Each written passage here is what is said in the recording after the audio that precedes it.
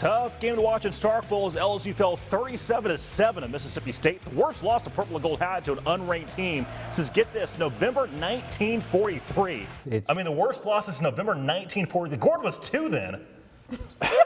Can you believe that? Oh he my was God. 2. Revenge is going to be served. Oh my goodness. I may not be here at 10 o'clock. That's all I'm saying. The pink slip blues coming soon. Oi. Final look at the weather. Not soon enough after this. Hey, good Sunday to you. Plenty of frustration all over social media following the Saints' Week 1 loss to Minnesota, where the defense allowed 346 yards in the air. The other annoying thing, free agent signee Adrian Peterson only touching the ball 6 times in the defeat.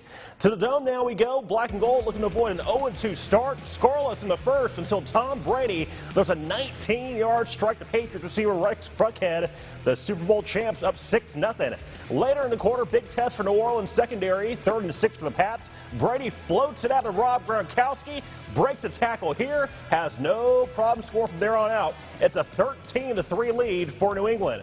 Saints unable to defend a pass attack along with allowing 447 yards. They fall 36-20 to New England. We'll hear from Sean Payton following Sunday Night Football.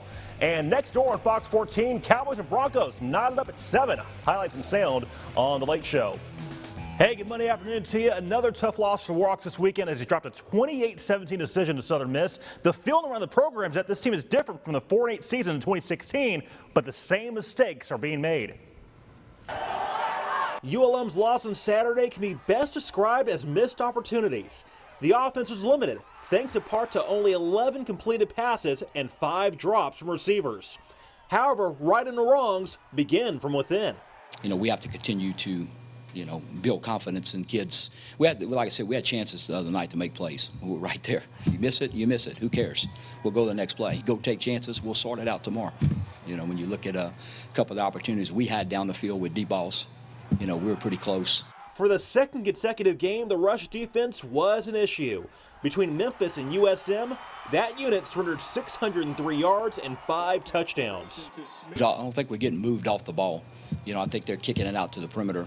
Even in the Memphis game, the ball's getting kicked out to the perimeter and guys are making plays.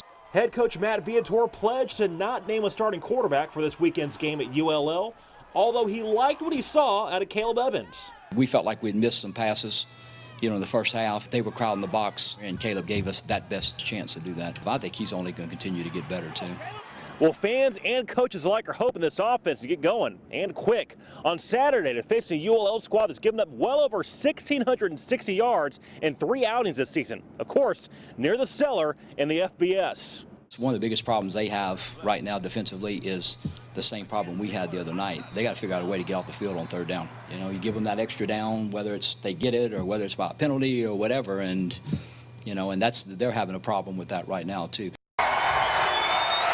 It was a kick heard all around the Conference USA world.